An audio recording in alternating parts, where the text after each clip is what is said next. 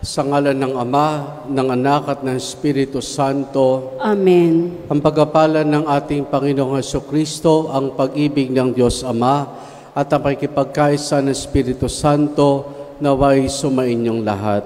At sumainyo rin. Mga kapatid, halina't tumulog sa banalapag ng Panginoon, ang pagkain nagbibigay buhay na walang hanggan. At upang tayo maging marapat makibahagi sa ating pagdiriwang, aminin natin ang ating mga kasalanan.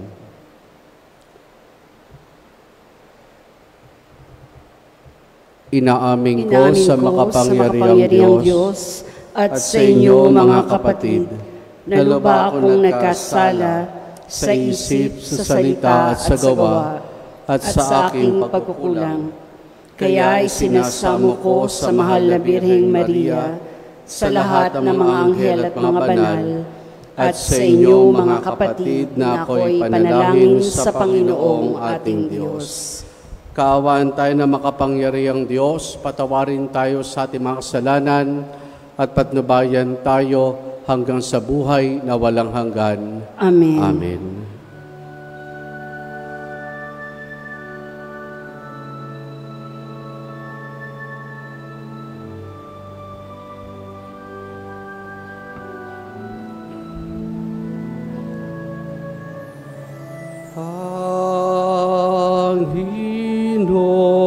Panginoon, kahawan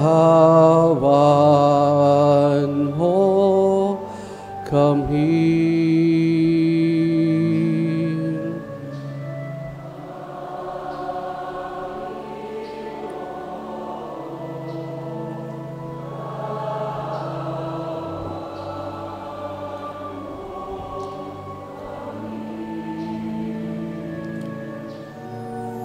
Kristo, kahawan mo kami.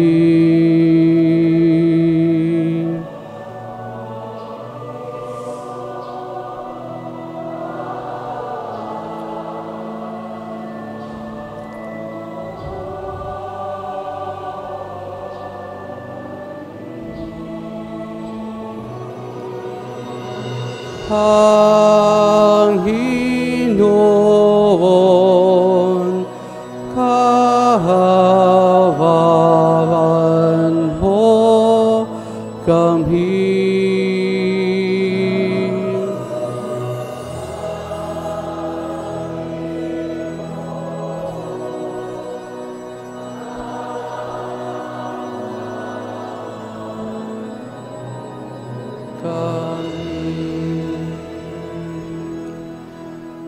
Luwalhati sa Diyos sa kaitaasan.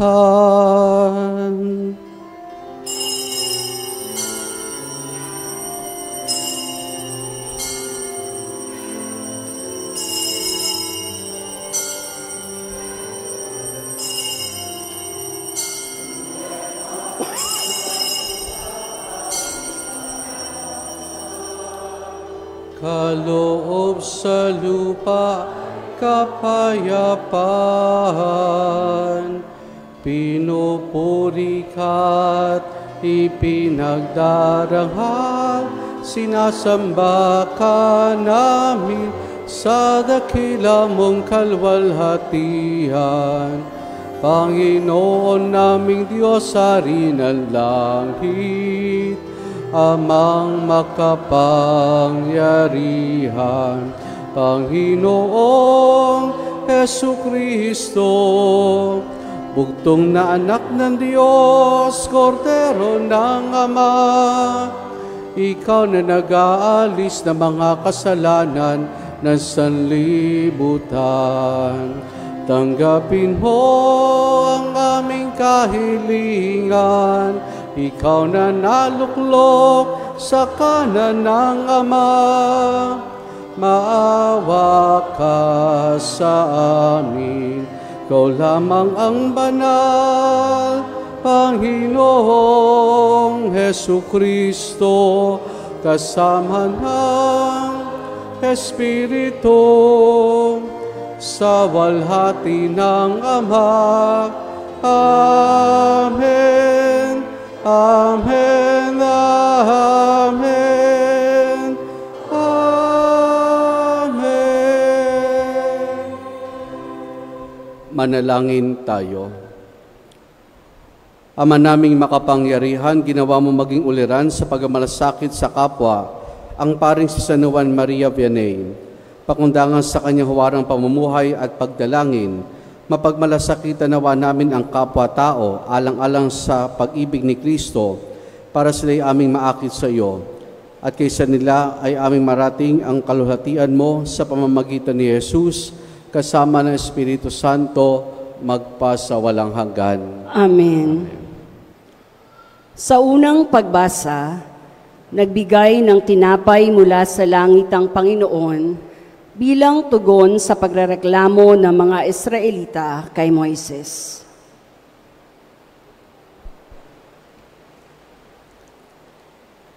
Ang salita ng Diyos mula sa aklat ng Exodo. Noong mga araw na iyon, ang mga Israelita ay nagreklamo kina Moises at Aaron. Sinabi nila, "Mabuti pa sana'y pinatay na kami ng Panginoon sa Ehipto. Doon, nakakakain kami ng karne at tinapay hanggang gusto namin. Dito naman sa ilang na pinagdalhan ninyo sa amin, mamamatay kami sa gutom." Sinabi ng Panginoon kay Moises, "Pauulanan ko kayo ng tinapay mula sa langit. Araw-araw, palalabasin mo ng bahay ang mga tao para mamulot ng kakanin nila sa maghapon. Sa pamamagitan nito'y susubukin ko kung hanggang saan nila susundin ang aking mga tagubilin." Narinig ko ang reklamo ng mga Israelita. Sabihin mo sa kanila, "Nagpatatakip silim, bibigyan ko sila ng karne. Sa umaga, bibigyan ko sila ng tinapay hanggang gusto nila. Sa gayoy, malalaman nilang ako ang Panginoon, ang kanilang Diyos." Nang magtakip silim, dumagsa sa kampo ang napakaraming pugo. Kinaumagahan naman ay makapal na hamog sa paligid ng kampo. Nang mapawi na ang hamog, nakita nila ang lupay na tataglaran ng maliliit na maninipis na mga bagay na animoy pinipig. Hindi nila alam kung ano iyon, kaya nagtanungan sila, "Ano kaya ito?" Sinabi ni Moises, "Iyan ang tinapay na bigay sa inyo ng Panginoon." Ang salita ng Diyos. Salamat sa Diyos.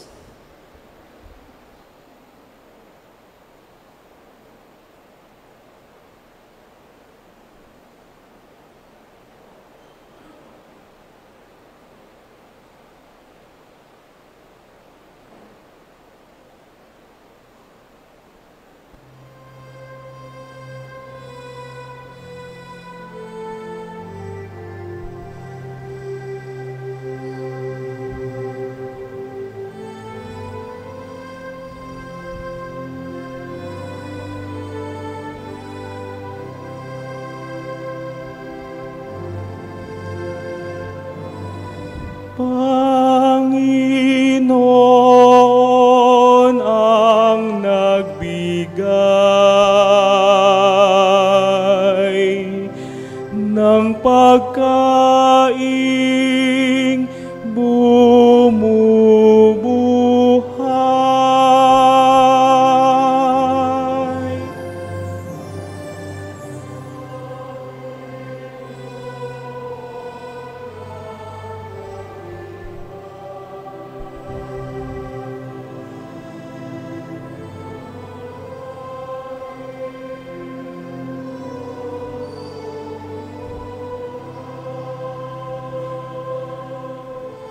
Ito'y aming narinig na, kaya naman aming alam. Nagbuhat sa aming nuno na sa amin sinaysay. Totoong kahanga-hanga ang tinutukoy na bagay. Mga ginawang dakila ng Panginoong may kapal.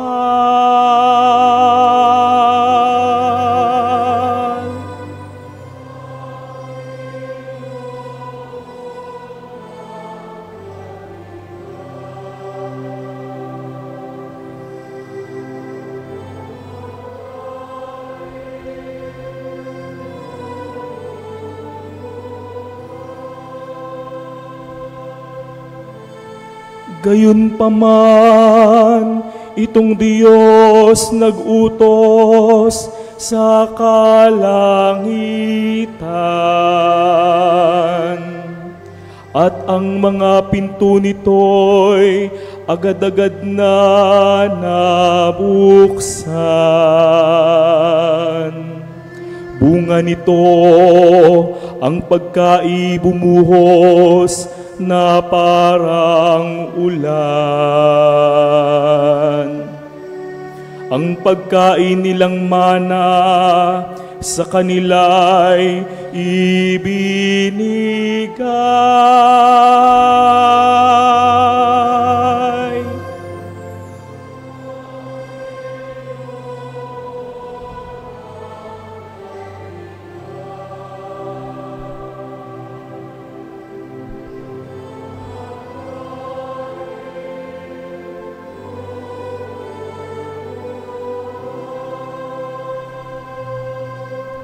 Ang kaloob na pagkain ng mga anghel.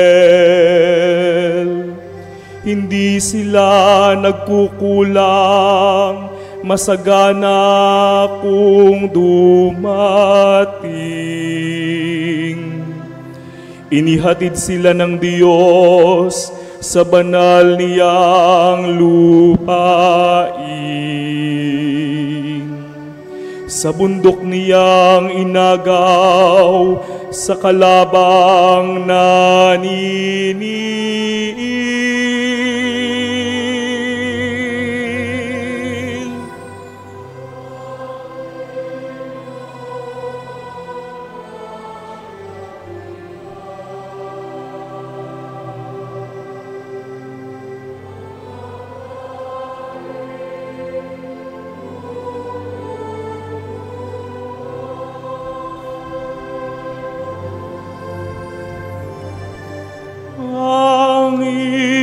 Panginoon ang nagbigay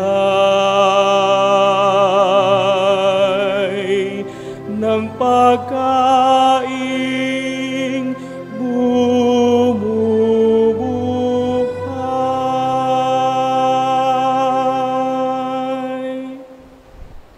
Sa ikalawang pagbasa, iginigiit ni Apostol San Pablo ang pag-iwan sa dating pamumuhay na tulad ng mga hentil at magbago ng diwa bilang mga nilikhang kalarawan ng Diyos.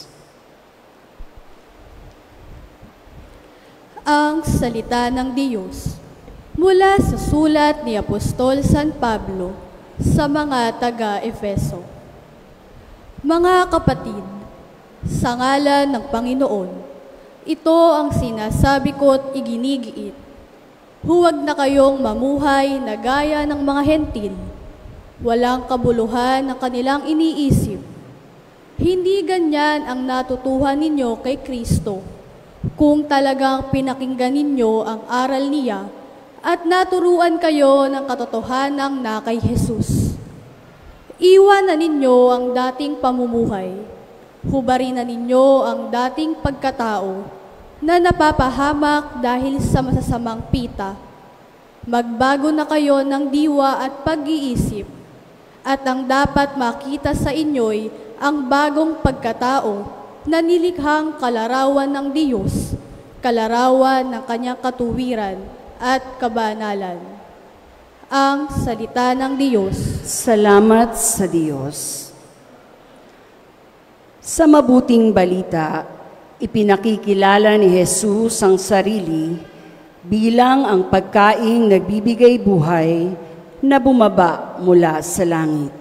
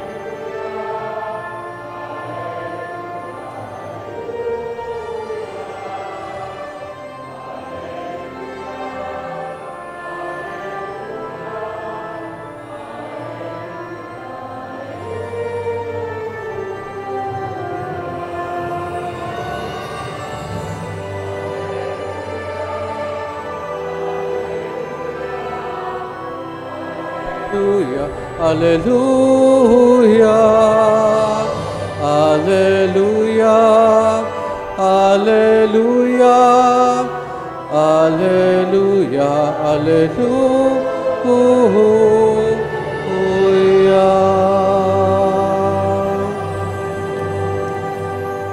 Sumainyo ang Panginoon. At sumainyo rin. Ang mabuting balita ng Panginoon ayon kay San Juan. Papuri sa iyo, Panginoon.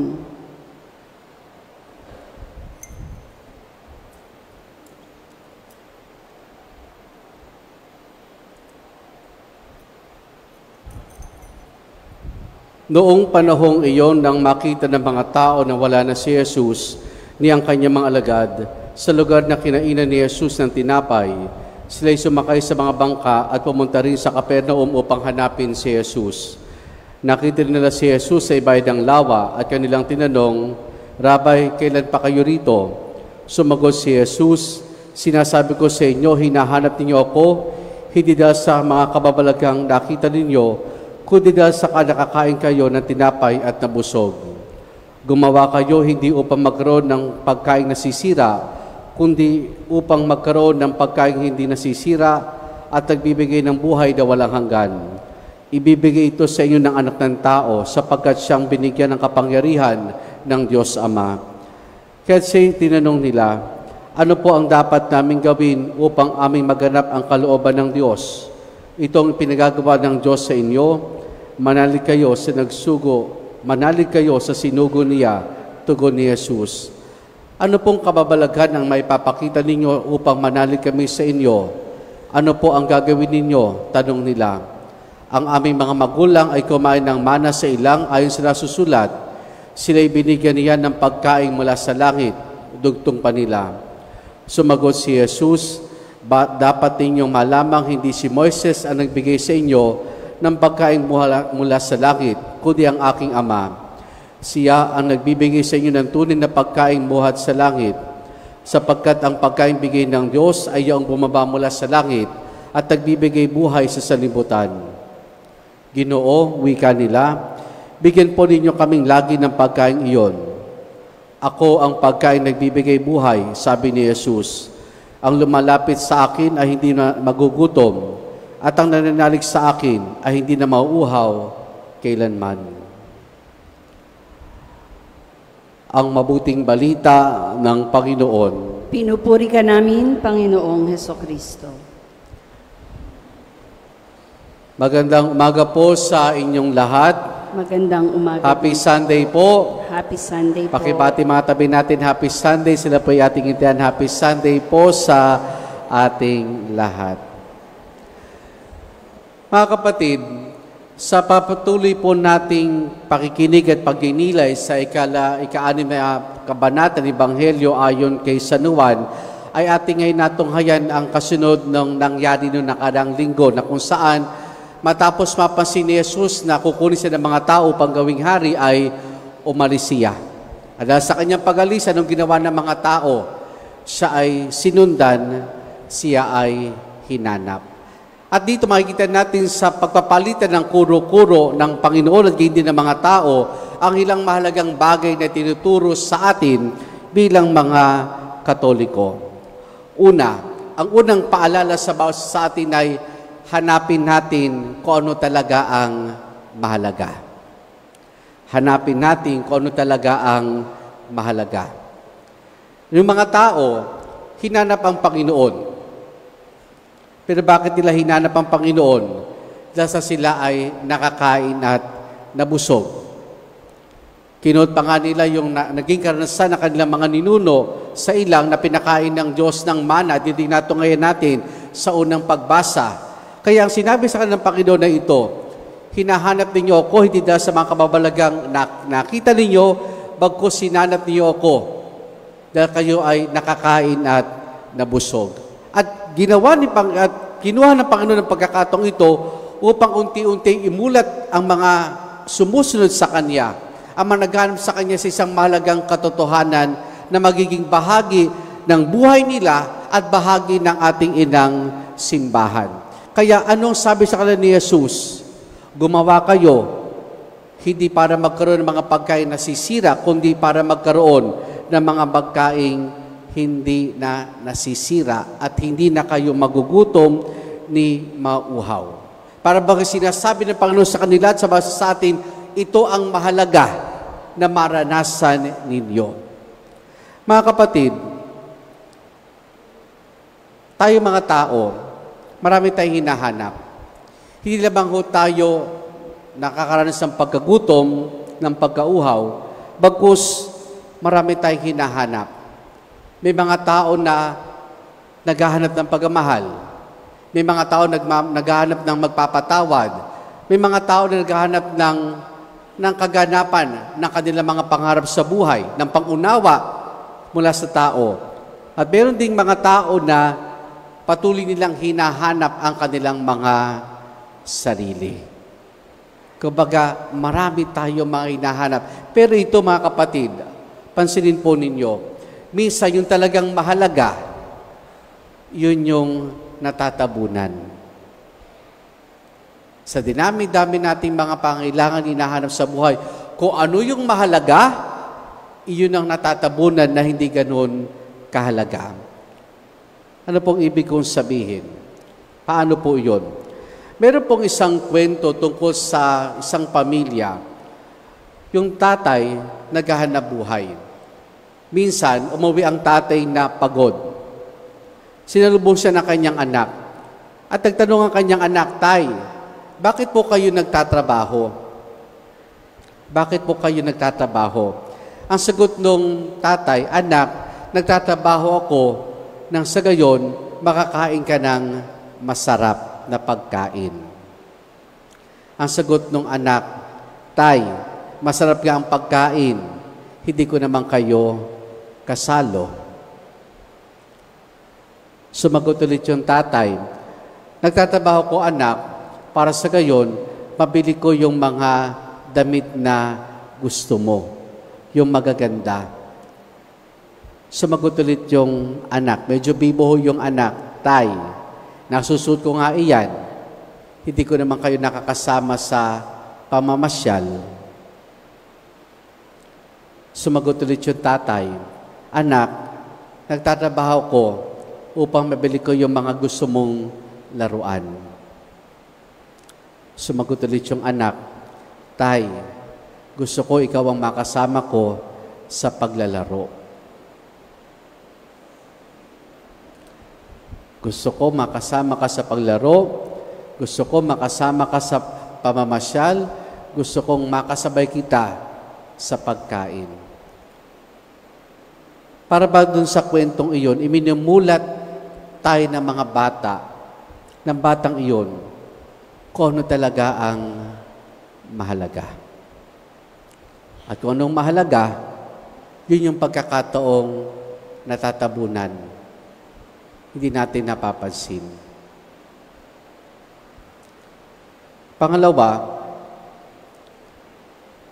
ang pananalig sa Panginoon. Sa patuloy na pag-uusap ni Jesus ng mga tao, tinanong ng mga tao ang Panginoon, anong dapat naming gawin upang maganap namin ang kalooban ng Diyos? Sumagot si Jesus, itong pinagagawa sa inyo ng Diyos, ang manalig kayo sa sinugo niya. Ang manalig kayo sa ating Panginoon. Alam niyo po, sa Ebanghelyo ni San Juan, o ayon kay San Juan, halos 100 beses binanggit yung pananalig. Halos 100 beses binanggit ang salitang pananalig sa Ebanghelyo ayon kay San Juan. At dahil ganun kadami, ibig sabihin, mahalaga talaga. Mahalaga talaga yung pananalig sa ating Panginoon. Pero ito yung minsan hindi natin maibigay sa Diyos. Yung pananalig po kasi, hindi lang ito pagtanggap sa aral ng Panginoon.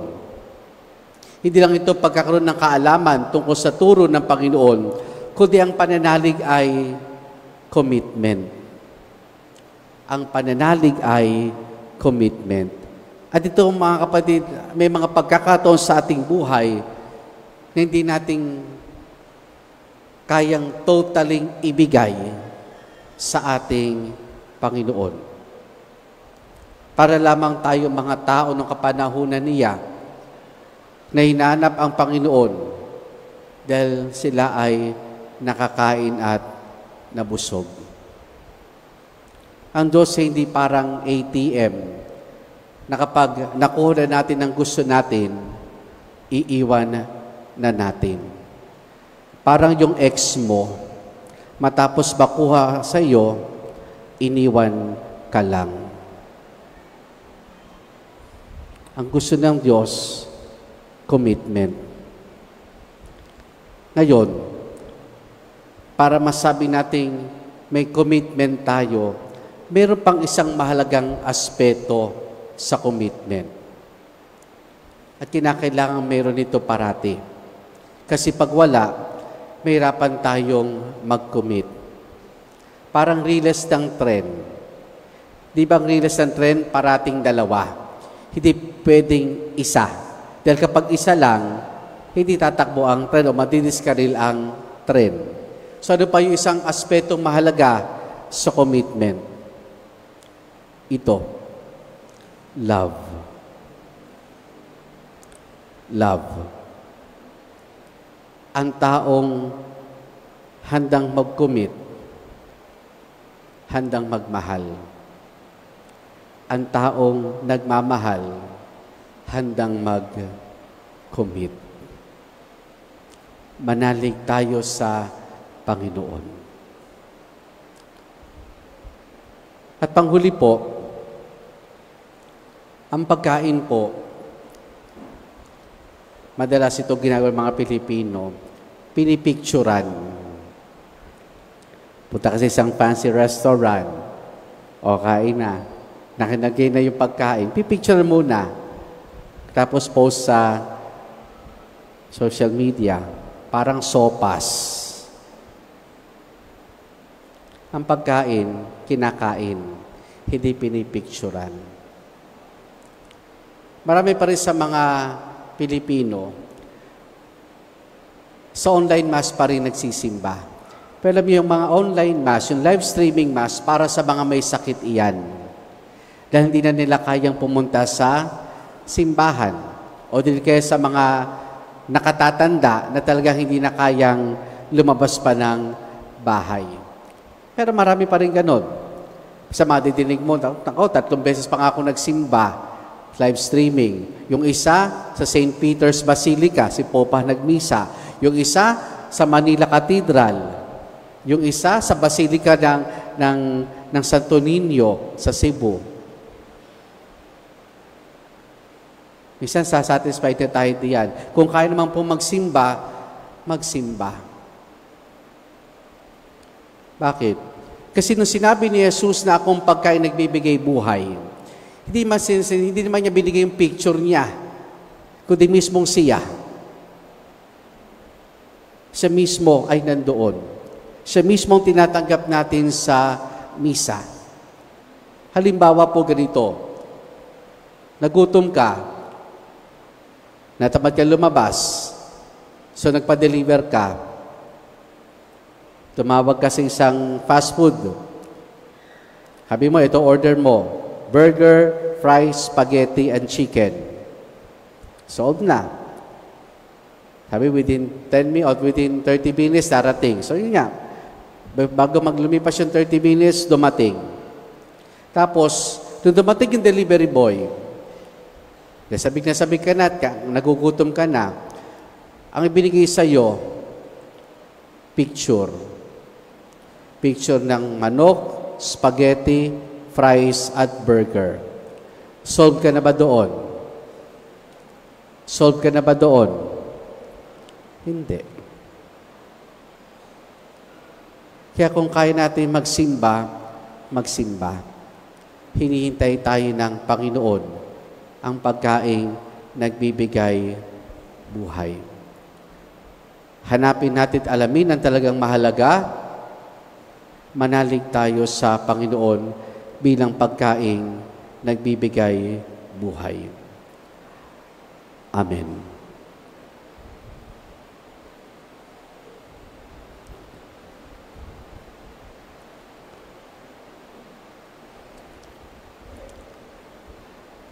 Sumasampalataya ako sa isang Diyos, Amang makapangyarihan sa lahat, na may gawa ng langit at lupa, ng lahat na nakikita at di nakikita. Sumasampalataya ako sa isang Panginoong Jesucristo, bugtong na anak ng Diyos, sumilang sa Ama bago pa nagkapanahon. Diyos buhat sa Diyos, liwanag buhat sa liwanag. Diyos sa totoo, buhat sa Diyos sa totoo, sumilang at hindi ginawa. Kaysa ng Ama sa pagka-Diyos at sa pamamagitan niya ay ginawa ang lahat. Dahil sa ating pawang mga tao, dahil sa ating kaligtasan, siya'y nanawag mula sa kalangitan. Nagkatawang tao siya lalang ng Espiritu Santo, kay Mariang Biret naging tao. Ipinako sa krus dahil sa atin, nagpakasakit sa hatol ni Poncio Pilato, namatay at inilibing. Muli siyang nabuhay sa ikatlong araw ayon sa banal na kasulatan. Umakyat siya sa kalangitan at lumuklok sa kanan ng Amang may kapal. Paririto siyang muli na may dakilang kapangyarihan upang hukuman ng mga buhay at mga patay. Sumasampalataya ako sa Espiritu Santo, Panginoon at nagbibigay buhay, na nanggagaling sa Ama at sa Anak. Sinasamba siya at pinararangalan kaysa ng Ama at ng Anak. Nagsalita siya sa pamamagitan ng mga propeta. Sumasampalataya ako sa isang banal na simbahang katolika at apostolika, gayon din sa isang binyag sa kapagpapatawad ng mga kasalanan, at hinihintay ko muling pagkabuhay ng mga namatay at ang buhay na walang hanggan. Amen.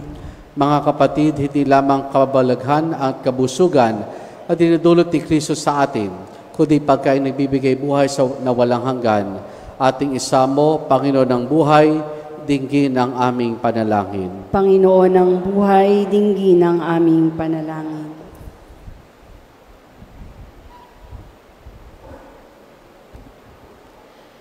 Maihatid nawa ng paring lingkod ng simbahan sa mga nagugutom at nauuhaw, si Jesus na pagkaing nagbibigay buhay. Manalangin tayo sa Panginoon. Panginoon ng buhay, dinggin ang aming panalangin. Mapanatili nawa sa buong simbahan si Jesus na nananatili sa Eucharistia. Manalangin tayo sa Panginoon.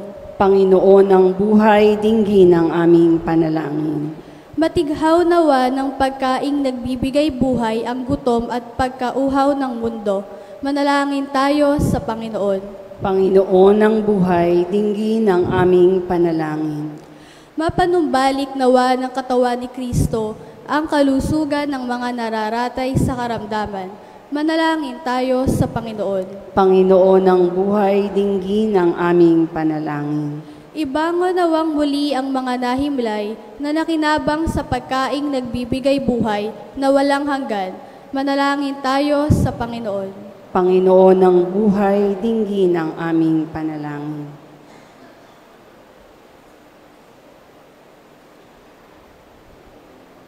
Panginoong Jesus, Ikaw ang pagkaing bumaba mula sa langit at bibigay buhay sa sanlibutan. Itulot mong ang aming pananalig sa iyo na pinatitibay ng aming pagsasalo ay magatid sa amin sa iyong piling kasama ng Ama at ng Espiritu Santo magpa sa walang hanggan. Amen. Pag-aalay.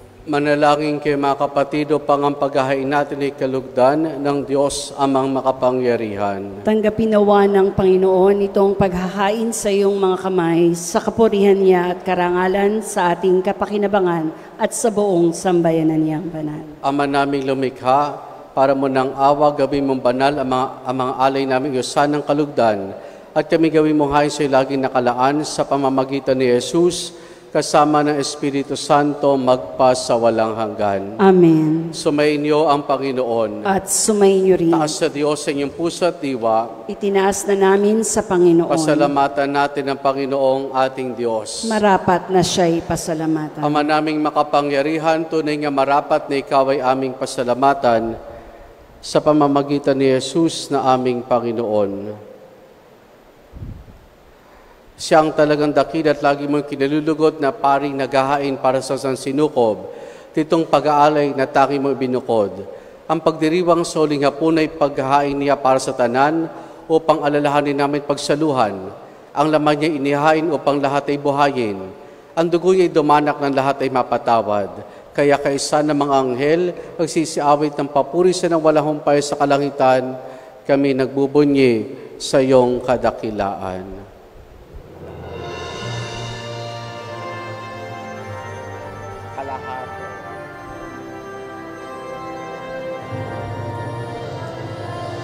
Santo, Santo, Santo, Panginoong Diyos na mga nagpupunta ng kadakilaan mo.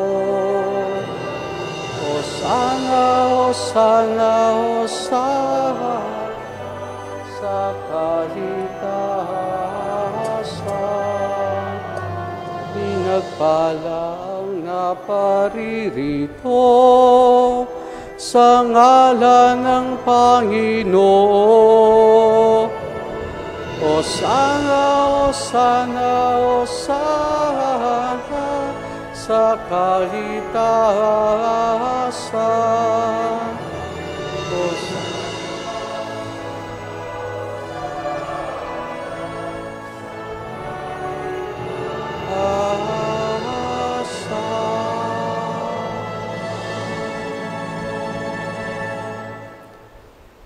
Ama naming banal, ikaw ang bukal ng tanang kabanalan.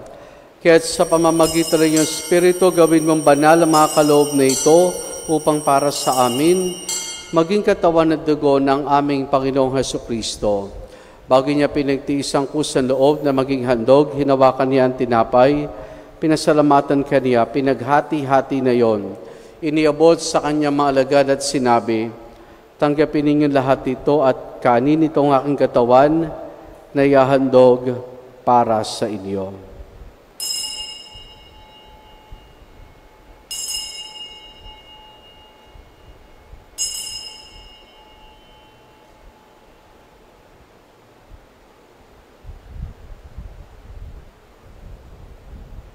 Gayun din naman na matapos ang hapunan, hinawakan niya ang kalis. Muli kanyang pinasalamatan. Iniabot niyang kalis sa kanya malagad at sinabi, tanggapin ninyo lahat ito at inumin itong kalis ng aking dugo, ng bago't wala hanggang tipan. Ang aking dugo na ibubuhos para sa inyo at para sa lahat sa kapagpapatawad ng mga kasalanan.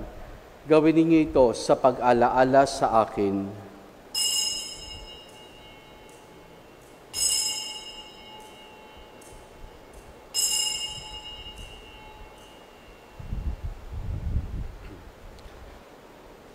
Ang misteryo ng ating pananampalataya.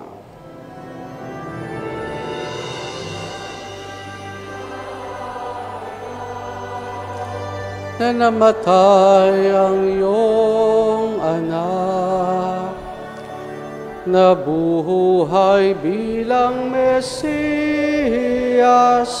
at magbabalik sa wakas para mahayag sa lahat.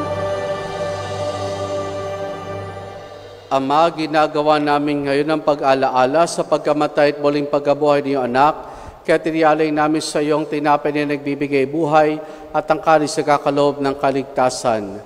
Kami nagpapasalamat dahil kami minarapat o tumayo sa harap mo para maglingkod sa iyo. Isinasamo namin kaming magsasalo-salo sa katawan at dugo ni Kristo ay mabuklod sa pagkakaisa sa pamamagitan ng Espiritu Santo. Ama, lingapin mo ang simbahan laganap sa buong daigdig, Puspusin mo kami sa pag-ibig, kesa ni Leo naming Santo Papa, at ni Dennis sa aming obispo at ng Tanang Kaparian.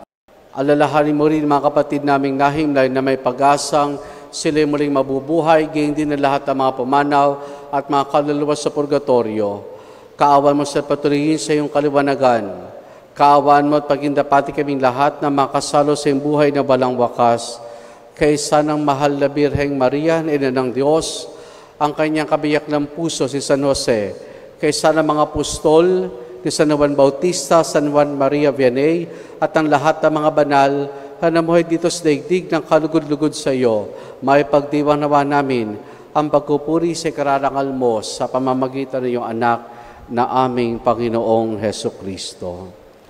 Sa pamamagitan ni Kristo, kasama niya at sa Kanya, ang lahat ng parangal papuri sa iyo, Diyos amang makapangyarihan, kasama ng Espiritu Santo, magpa sa walang hanggan. Amen, Amen, Amen, Amen.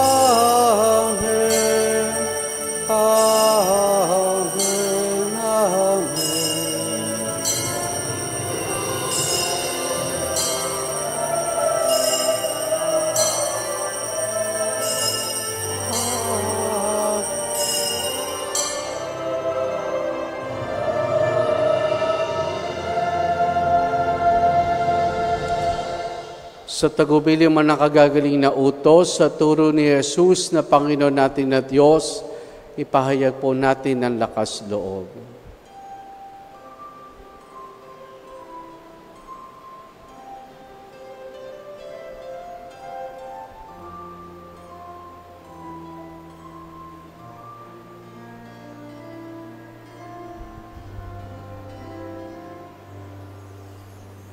Ama namin, sumasalangit ka, sambahin ang ngalan mo. Mapasamin ang kaharian mo, sundin ang loob mo, dito sa lupa para ng salahangin.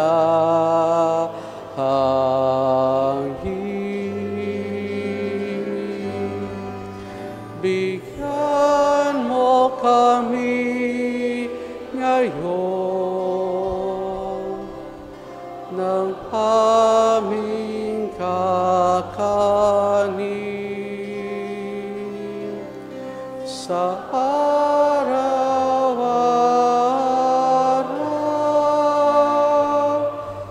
at patawarin mo kami sa aming mga sala para ng pagpapatawad namin sa nagkakasala sa amin, at huwag mo kaming ipahintulot sa tukso, at iyadya mo kami sa lahat ng masama. Hinihiling namin kay Maria sa lahat ng masama, pagkalooban ng kapayapaan, araw-araw iligtas sa kasalanan, at ilayos lahat ng kapahamakan, samantalang aming masayang pinananabikan ang dakilang araw ng pagpapahayag ng tagapagligtas naming si Jesucristo. Sapagkat sa iyo ang kaharian at ang kapangyarihan, ang kapupurihan